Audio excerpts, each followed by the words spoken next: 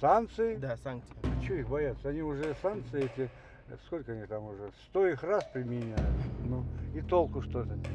Почему мы, Россия, решаем за них? Они же отдельные государства, насколько я знаю. Forcément la peur, le stress, est-ce qu'il y aura des trucs, des répercussions et tout ça. Bitke vina ba papa, bitke vina ba mama, bitke compter na mama beto ou bien na papa na beto, il y a qu'il ni l'état. 1, 2, 3.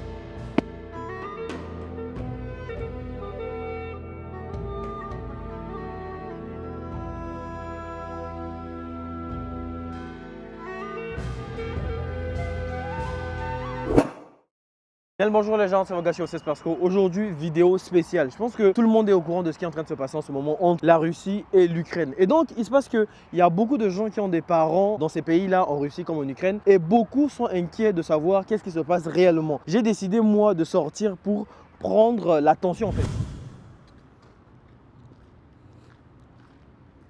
Tu suis un peu l'actualité, ce qui se passe en ce moment. Oui, je suis. Mais quel est ton ressenti en tant qu'étranger qui vit en Russie, d'autant plus qu'en ce moment, le conflit armé a déjà commencé depuis quelque temps. Ton ressenti, c'est lequel? Est-ce que tu as peur? Tu es dans le stress? Forcément, c'est la peur. Hein. C'est forcément la peur, le stress. Est-ce qu'il y aura des trucs, des répercussions et tout ça. Actuellement, c'est chaud. Да, я боюсь, очень боюсь, что здесь происходит в России. Bien sûr, ça c'est normal parce que dans un pays comme la Russie, c'est tout à fait normal qu'on ait peur, vous voyez. А что они могут делать в России? Ну, ответ. То, что, их ответ. Какой ответ может быть у них? И кто там может отвечать? Народ-то не пойдет. Сейчас уже народ пошел. Да не пошел там ничего. Они взяли оружие. Ну, какое оружие? Им раздали. А кто их взял-то оружие? Вот видел я по телевизору. Кто их там взял-то? Да. Ну, народ что ли был? Там не народ, там отморозки, да. Кому они нужны? И кто там говорит ответ?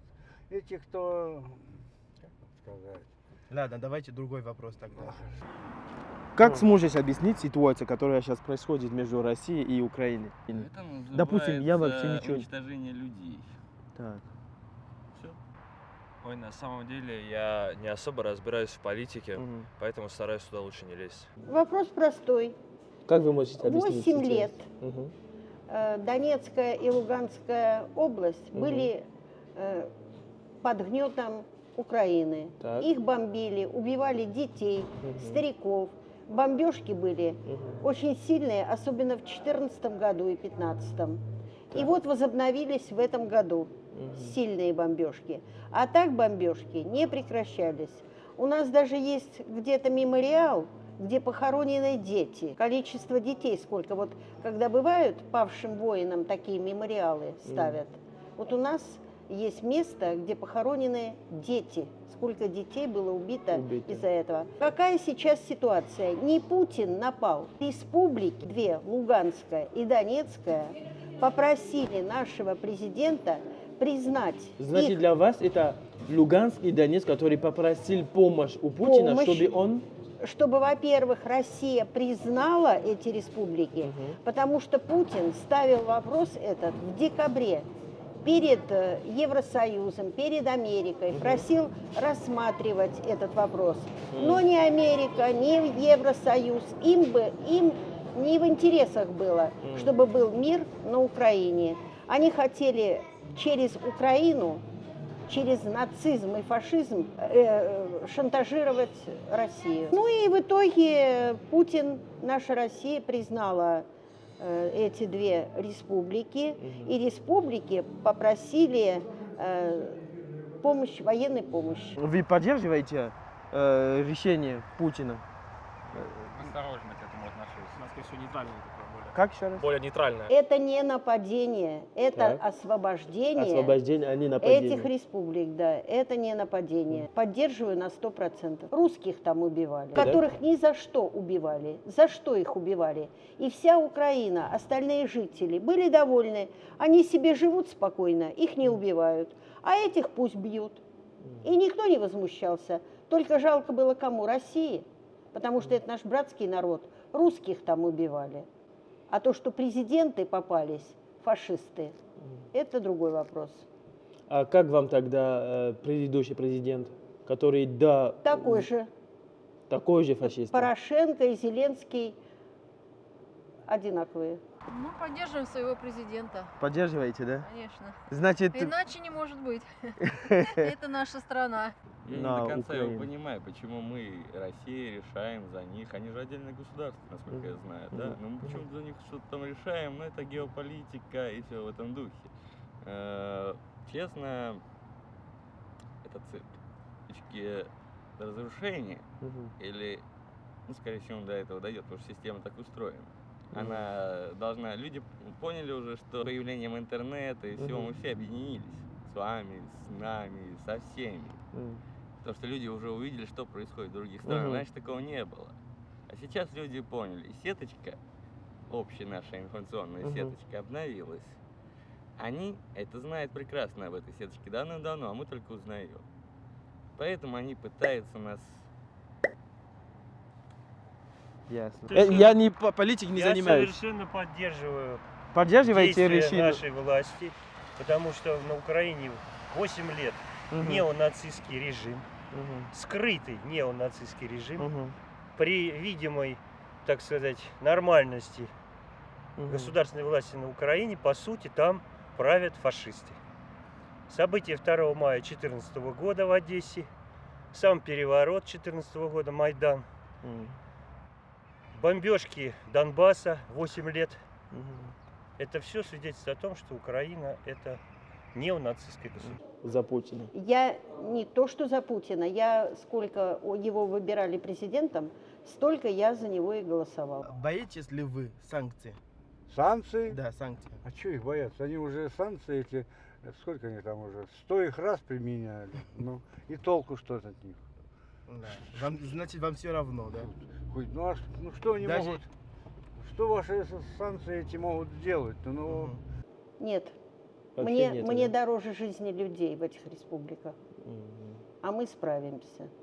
Bien sûr, parlons des comportements des gens, rien n'a changé, mais parlons du plan économique, tout a vraiment changé, genre le dollar a vraiment augmenté, pour le euro aussi. Donc cela revient à dire que nous qui sommes ici, pour acheter par exemple quelque chose, on a un peu de difficulté parce que nous à l'époque on trouvait que ça a été quand même moins cher. Faut prendre les prix ont augmenté alors. Exactement. То, что продукты подорожают. Будем есть другие продукты, которые будут дешевле. Лишь бы люди в этих республиках были живы и счастливы. И не боялись за то, что у них убьют детей их. Как одна женщина выступала, у нее убило 3 детей. Это где? В Донецке, в Донецкой области у женщины убило 3 детей. Были 3 детей, не стало 3 детей.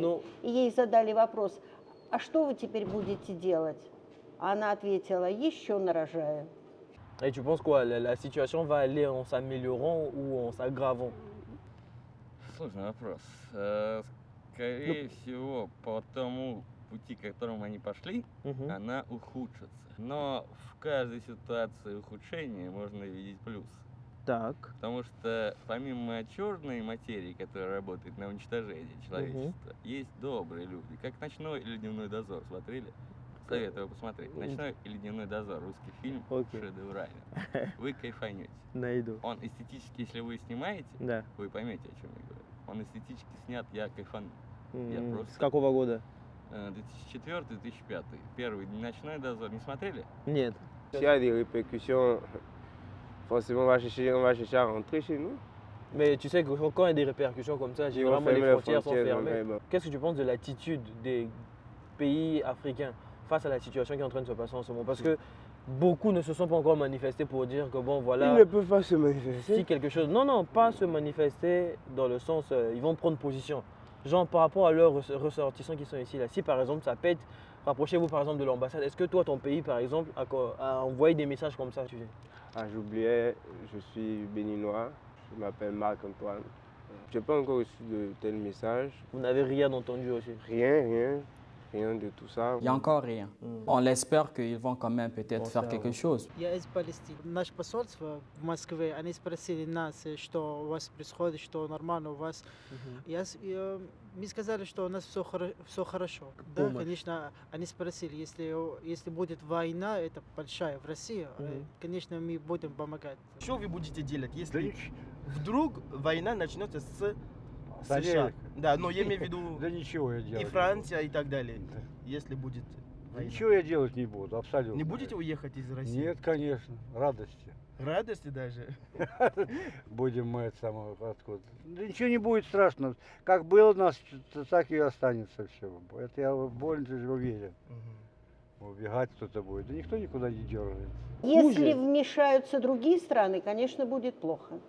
Потому что как Путин перед тем, как сделать эту военную операцию, предупредил, если кому-то захочется, ответ будет молниеносный.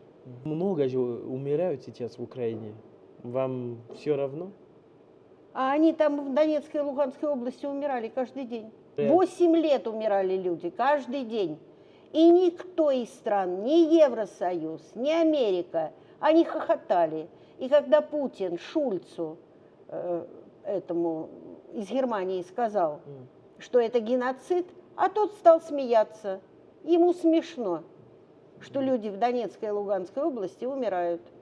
Он сказал, это не геноцид. И начал смеяться. Ему смешно. И всем было смешно. Никто не жалел этих людей. On sait que dans ce genre de conflit, quand il y a des guerres comme ça, le plus important c'est d'avoir l'argent sur soi. Je suis boursier. Est-ce que tu reçois ta bourse quand même? Bon, parlons de la bourse, pas régulièrement. Je pourrais dire quelque chose après une année ou peut-être C'est compliqué quand 2 ans, et oui.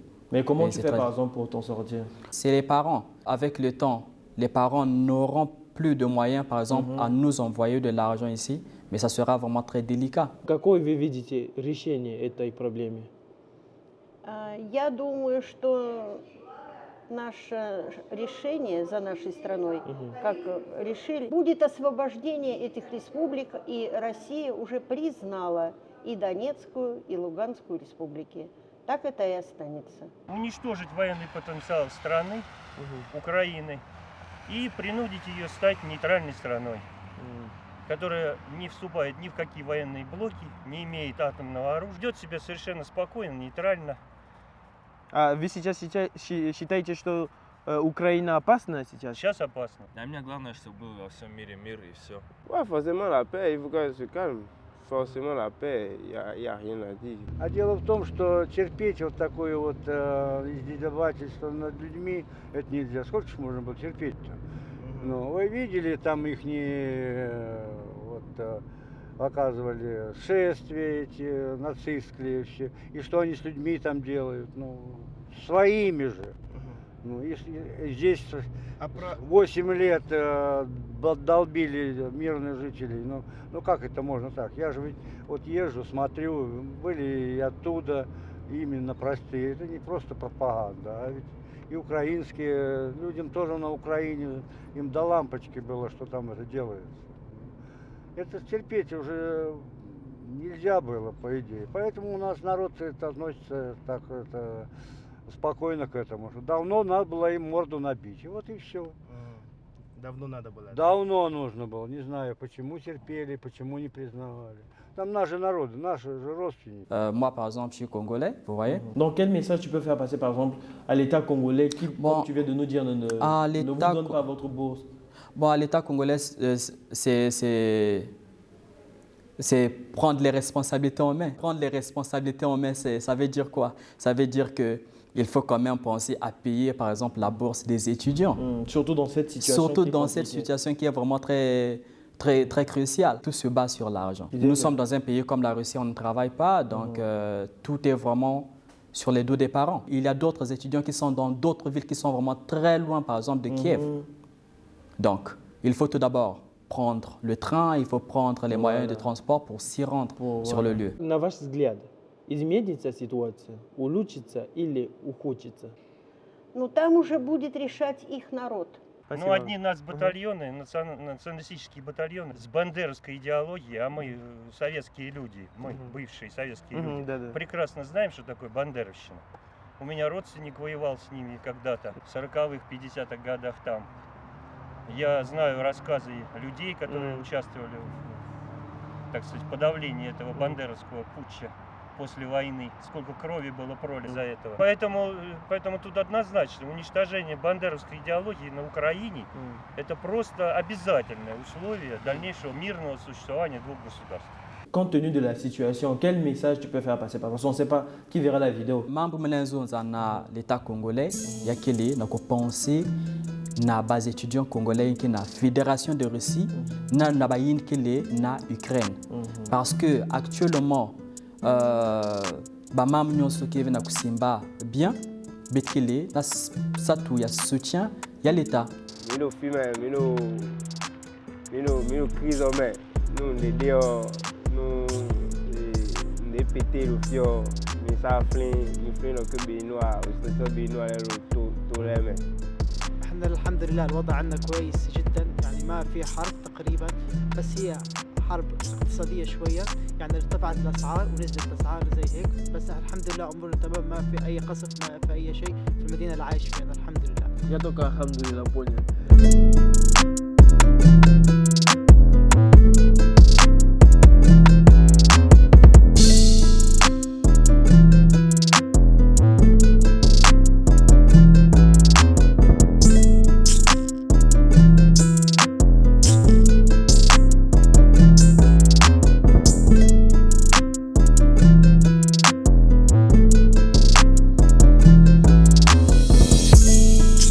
J'ai rien compris de ce qu'il a dit dans sa langue, mais ça m'a convaincu. Et que, wow, il parle bien, c'est bien ce qu'il dit, faut l'écouter. Faites quelque chose.